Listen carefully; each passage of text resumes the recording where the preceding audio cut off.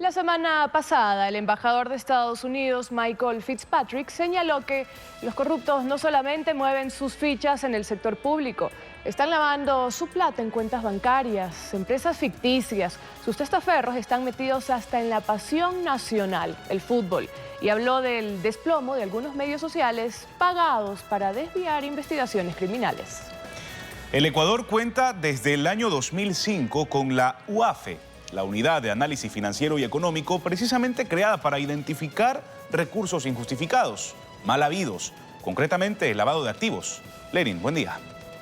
Fernando, Alejandra, vamos a hablar de este tema con el abogado Roberto González, especializado en temas penales económicos, quien estuvo al frente de la UAFE desde el 6 de enero del 2023. Buenos días, bienvenido a Contacto Directo. Buenos días, Lenin, y buenos días a todos quienes nos ven y nos escuchan. Qué gusto poder estar aquí para hablar de un tema tan importante como el que ahorita nos aboca. Y bueno, el embajador de Estados Unidos ha señalado que existe lavado de activos en el sistema financiero, que hay dineros ilícitos en medios de comunicación, en equipos de fútbol. ¿Cuánto de esto logró detectar usted cuando estuvo al frente de la UAFE y por qué no se lo ha conocido de su boca? Muchas gracias, Lenin. Bueno, en primer lugar es importante tener claro que así como un empresario legal está observando el mercado, viendo dónde hay más oportunidades para ganar ganancias legítimas, el empresario criminal, el del grupo delictivo organizado, también está viendo el mercado, viendo dónde va a ser más fácil disimular un origen legal para su dinero, es decir, dónde va a ser más fácil lavar. ¿Esto qué quiere decir? Que más que tener que estigmatizar cualquier sector, no quiero decir que no haya sectores de más riesgo que otros, sí lo hay, pero más que estigmatizar cualquier sector, tenemos que tener claro que el lavado de activos puede darse en muchos sectores de la economía. Dicho eso, sobre las declaraciones del embajador, es importante recordar que el año pasado, por una reforma legal, se incluyó a los clubes de fútbol como sujetos obligados a reportar a la UAFE y que desde este mes ya tienen que los clubes de fútbol que juegan en la Serie A y B tienen que sacar su código de registro para reportar y a partir del siguiente mes, de enero del 2024, ya tendrán que reportar todos los meses las transacciones. ¿Por qué los incluyeron? ¿Qué les llamó la atención? ¿Cuál fue la alerta que les permitió a ustedes identificar que allí, en el fútbol, se podía estar o se está lavando dinero? Sí. Tenemos que en nuestro continente, en Sudamérica, son ya varios los países que han incluido los clubes de fútbol como sujetos obligados. Esto empezó a partir de los escándalos de la FIFA, del famoso FIFA Gate, y que recordemos que también tuvo una pata aquí en el Ecuador. Hay una condena por lavado de activos por el caso aquí en este país de la FEF.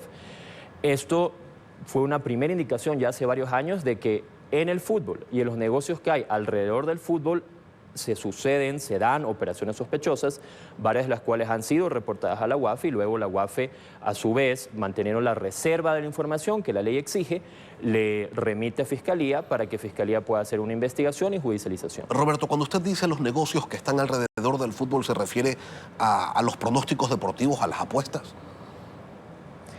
Existen, ese es un sector de riesgo que hay que observar y aquí, de nuevo, permíteme, Lenin, ser bastante, digamos, directo, bastante claro en el tema. No es por estigmatizar ningún sector, pero permanentemente hay que estar analizando el riesgo de lavado de activos de todos ellos, los riesgos, las vulnerabilidades, las amenazas. En el 2023, la UAFE actualizó lo que se denomina una evaluación nacional de riesgo de lavado de activos, que no es otra cosa que un estudio muy técnico de la situación de la economía, vulnerabilidades y amenazas. Y dentro de eso, a partir de este mes o del mes siguiente, debería nuevamente la UAFE analizar la pertinencia de incluir nuevos sujetos obligados. Y aquí podría venir perfectamente lo que tú señalas, pronósticos deportivos, porque sí genera aquí y en todo el mundo ciertos riesgos. Ahora, ¿qué pasa, por ejemplo, con esta afirmación del embajador de que se está lavando en el sistema financiero? ¿De dónde proviene ese dinero que entra a la banca y parece pues que nadie se da cuenta? Claro. Bien, vale recordar que el punto del lavado de activos y la razón por la cual es un delito tan pernicioso es porque es un delito que busca asegurar la impunidad de la organización delictiva, ¿verdad? ¿Cómo busca hacerlo? Justamente disfrazando el origen ilegal del dinero. ¿Cómo lo hacen? En casi todos los casos, el primer paso que un lavador de dinero quiere lograr es colocarlo o insertarlo en el sistema financiero. ¿Cómo lo puede hacer? Un sinnúmero de maneras. Algo muy común es buscar lo que se suele llamar las mulas de efectivo, personas a las que se les paga solo por ir a depositar grandes cantidades de dinero en una cuenta del Sistema Financiero Nacional. Y ese es el primer paso como inicia un esquema de lavado en la mayoría de los casos. Sí hay que reconocer, Ecuador fue evaluado en el año 2022 internacionalmente en materia de prevención del lavado de activos, salió, digamos, bien con el promedio de la región, y se reconoció que el sistema financiero, sobre todo el sistema bancario, tiene un nivel de madurez bastante sólido en materia de prevención del lavado. No quiere decir que todo es perfecto, pero sí que el sector financiero formal tiene buenas medidas para poder detectar y prevenir esto. Y si tiene buenas medidas para prevenir y para detectarlo, entonces, ¿por qué no lo hacen? Porque una cosa es tener el esquema, una cosa es tener la normativa y otra cosa es que efectivamente se esté detectando y sancionando a quienes lavan dinero. Correcto, y de hecho, digamos, es una conversación muy interesante. Vale decir, en el año 2022 la UAFE recibió un poco más de 5.700 reportes de operación sospechosa. ¿Qué es esto? Es un sujeto obligado a informar que dice, por si acaso, aquí vino tal persona y transaccionó de tal forma que para mí podría ser lavado de activos, ¿verdad? En 2022 hubo más de 5.700. Este año esperamos probablemente el pronóstico que sean más de 6.000. De esos más de 5.700, más de 4.500 aproximadamente vienen del sector financiero, es decir, es el sector que está observando de manera más directa lo que sucede. Ahora, la pregunta es muy interesante, entonces, ¿por qué todavía hay lavado, no?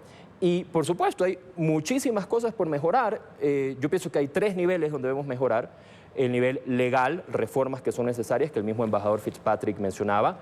El nivel judicial, hay que seguir trabajando para mejorar la forma como los jueces llevan los procesos. Y un nivel operativo, hay que lograr que las instituciones del Estado, que las instituciones de inteligencia sobre todo, puedan trabajar de manera más coordinada, y eso es algo que se ha empezado a hacer, pero que todavía queda pues un camino por recorrer. Y mientras tanto se sigue lavando sin ninguna sanción, porque lo cierto es que no se observa pues casos emblemáticos, sentencias judiciales en contra de lavadores de grandes cantidades de dinero. Eso no se ve. Lo que sabemos es que hay lavado y que hay impunidad. De acuerdo, todavía hay lavado y todavía hay mucho que hacer. Por eso yo lo que comentaba justamente, una de las cosas que hay que trabajar fuertemente es con el sistema judicial. Nosotros, digamos, muy personalmente, pienso que hay una buena expectativa de los nuevos o relativamente nuevos juzgados especializados en delincuencia organizada y corrupción, que ya van a ser jueces más especializados, más entrenados, por decirlo así, para poder llevar mejor estos casos. Ahora, sí vale decir que en los últimos años hemos visto un mejor nivel de judicialización, sobre todo en casos digamos, más importantes. Casos que salieron en su momento incluso de la UAFE son casos como el de Leandro Norero el año pasado o el de Wilmer Farfán este año, ambos ya judicializados, que son de lavado de activos, de cantidades importantes y de organizaciones delictivas de alto alcance en este país. Y que tienen relación eminentemente con el narcotráfico, pero también hay lavado de dinero que viene de la corrupción, de la minería ilegal, en fin, de distintos orígenes, de la trata de personas. Y sobre eso no se sabe nada, o no sé si es que no se ha hecho nada. Hablemos de los medios de comunicación, Roberto. ¿Ustedes lo detectaron? ¿Generaron algún reporte sobre esto que ha dicho el embajador de Estados Unidos? Correcto. Y continuando, digamos, los dos comentarios que haces, Lenín, efectivamente, digamos, la dificultad, y comenzando al inicio de la entrevista que me preguntabas, bueno, ¿y por qué no lo comunicaron antes? La peculiaridad por lo menos en el caso de la UAFE, hacer una unidad de inteligencia financiera, es que el concepto es justamente de inteligencia, es decir, intentas observar lo que sucede con el grupo delictivo sin que el grupo delictivo sepa que lo estás observando hasta que esto ya llega a una fase de investigación y judicialización. Eso lo hace un poco complejo de comunicar, ¿verdad? Sobre el tema de medios de comunicación, estamos justamente en ese ámbito de casos que todavía son reservados y que todavía se analizan.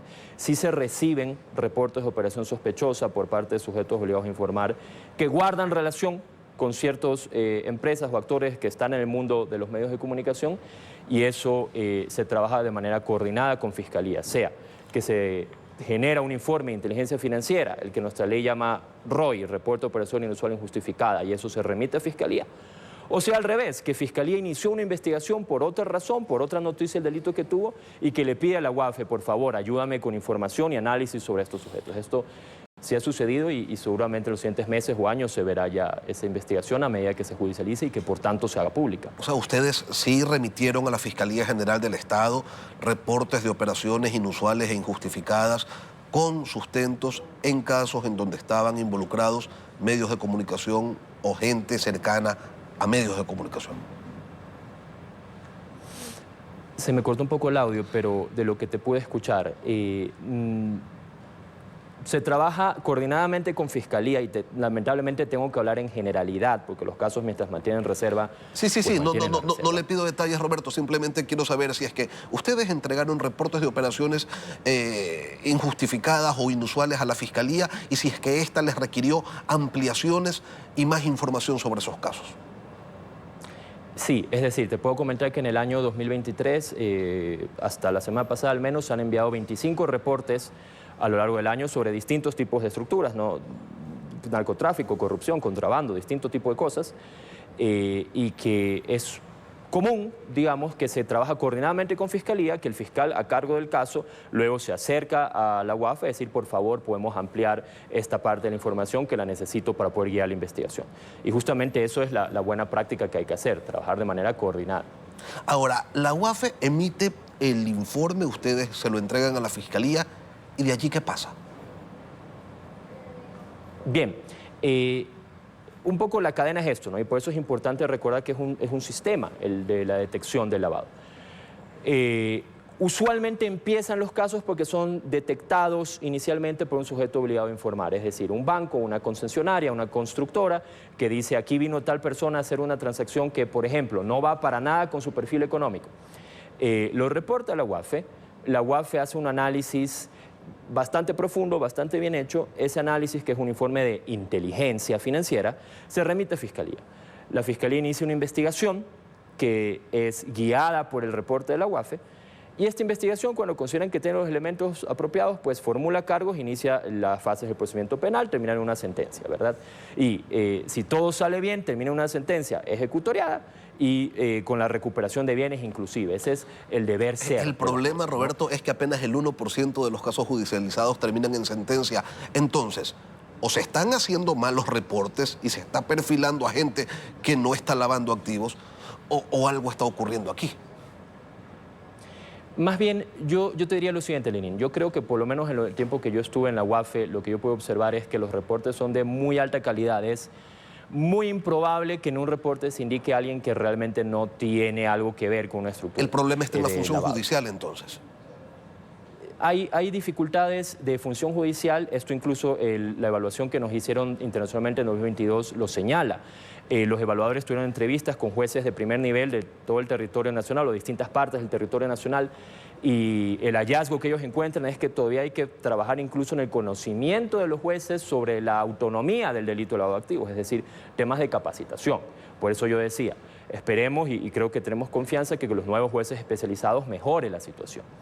Y también, vale decirlo, hay un problema de recursos. Es decir, yo creo que policía, UAFE, Fiscalía hacen lo mejor que pueden con lo que tienen, pero al tratarse de un problema tan grande, de tan alto impacto en el país, si hay que plantearnos, bueno, hay que darle más recursos. Y recursos humanos y tecnológicos, ¿no? ¿Con cuántas personas trabajaba usted en la UAFE?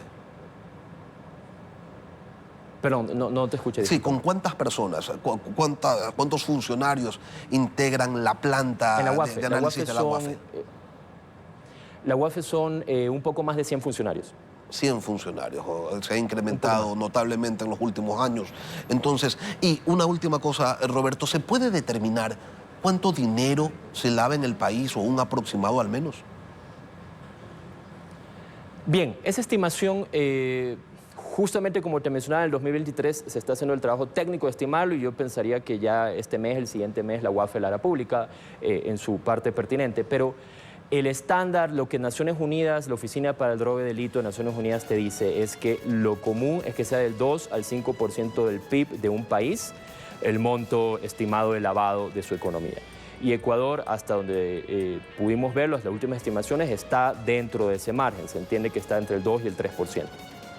2.000, 3.000 millones de dólares. No es poca cosa. Roberto Andrade, ex director general de la UAFE, gracias por acompañarnos hoy aquí en Contacto Directo. Muchísimas gracias.